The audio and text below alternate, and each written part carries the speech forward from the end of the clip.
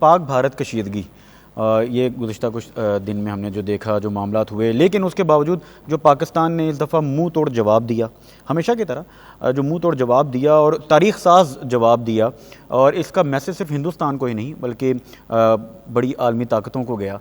तो इस सारी सूरत हाल के बाद अब जो एक सिचुएशन है, आप इसको क्या देखते हैं कि हमें अगला लाएमल क्या होना चाहिए अस्करी सतह पर, हमें क्या करना चाहिए कोई ताकि आगे के लिए चीज़ें बेहतर हो सकें?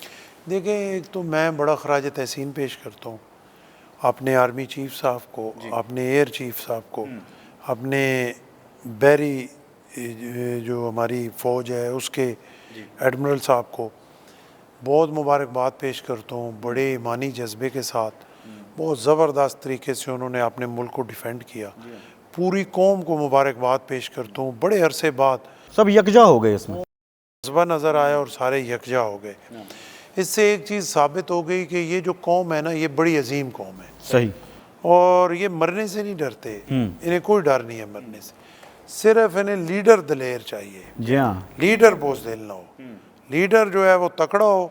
तो ये 25 करोड़ के 25 करोड़ फौज है, इन्हें आप सब लड़ने को तैयार आप कल कहें ना कि आए तो मैं गारंटी देता हूँ 25 करोड़ में से 23 करोड़ औरतों समेत जो है वो डंडे लेके और बंदूकें लेके सरहद पे खड़े होंगे। ये मौत से नहीं डरते, सिर्फ लीडर जो है वो तकड़ा चाहिए। जी हाँ।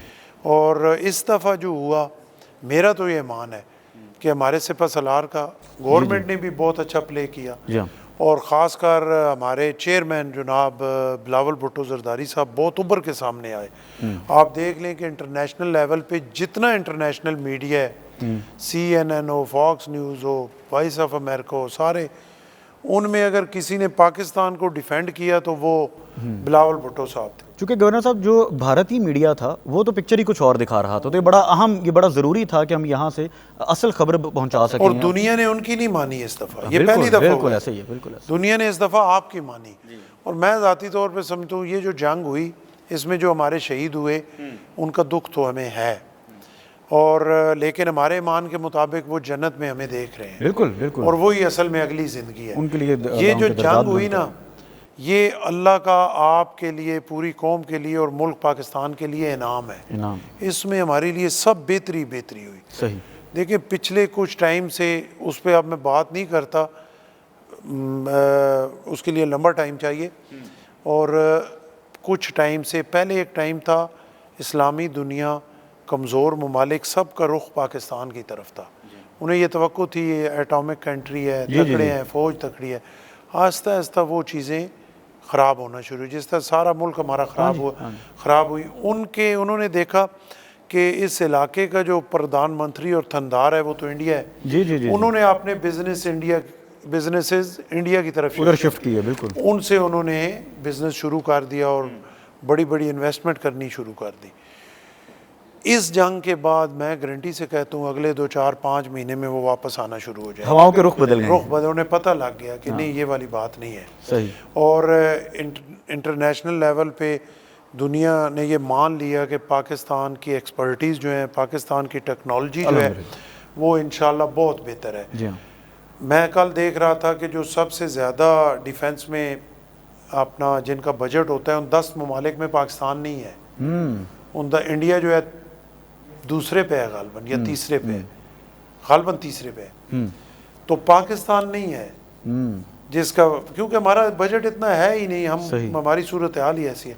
इसके बावजूद पाकिस्तान ने जो नंबर 3rd पे है उसको यूं नॉकआउट किया कि उसका पता ही नहीं लगा।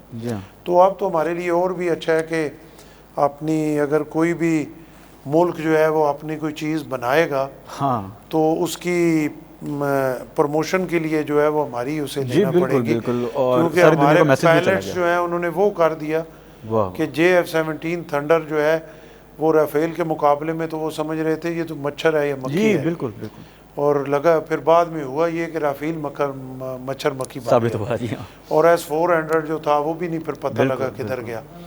तो अल्लाह के फजलो करम से आने वाला टाइम बहुत बेहतर है हर लिहाज से। और फिर गवर्नर साहब जिस तरह प्रोफेशनलिज्म, हमारा जो सबसे बड़ा मसला था, जो मुझे बड़ी तकलीफ होती थी, वो ग्रीन पासपोर्ट की जो इज्जत है अब दुनिया में इंशाल्लाह वो बहुत बढ़ गई। पहले हमारे लोग जो है जेब में डालते थे पासपोर्ट, और जब आते थे काउंटर पे ठप्पे के लिए उस वक्त निकालते थे फौरन से वो ठप्पा लगा के निकलते थे। अब दूर से यूं पकड़ के जाएंगे इंशाल्लाह। हाँ, वो फ़ख्र बन गया लोग है। उसको वो काबिल फ़ख्र है और लोग उसको सलूट करें। बिल्कुल, और ये एक प्रोफेशनलिज्म भी हमारी आर्मी का नज़र आया। और इससे सबसे बड़ी बात यह है कि इस दफ़ा हमारे जो फोर्सेस हैं उनके जो सरबराहान हैं उनका ईमान अल्लाह पे था, जी बिल्कुल बिल्कुल। और अल्लाह के ईमान की ताकत से ही उन्होंने जो मुसलमान की एक ताकत है उससे वो आगे बढ़े। वो वाला नहीं था कि हाँ जी, अमेरिका आएगा और बचाएगा और नहीं नहीं नहीं, ये यूके जज्बा ईमानी आएगा नज़र और आया फ्रांस हमें। ये करेगा और फलाना वो करेगा और फलाना ये करेगा। अल्लाह पे ईमान के साथ जब आप निकलते हैं तो फिर मालिक आपकी मदद करता है, बिल्कुल और ये मदद मालिक करता ने मदद की है हमारी।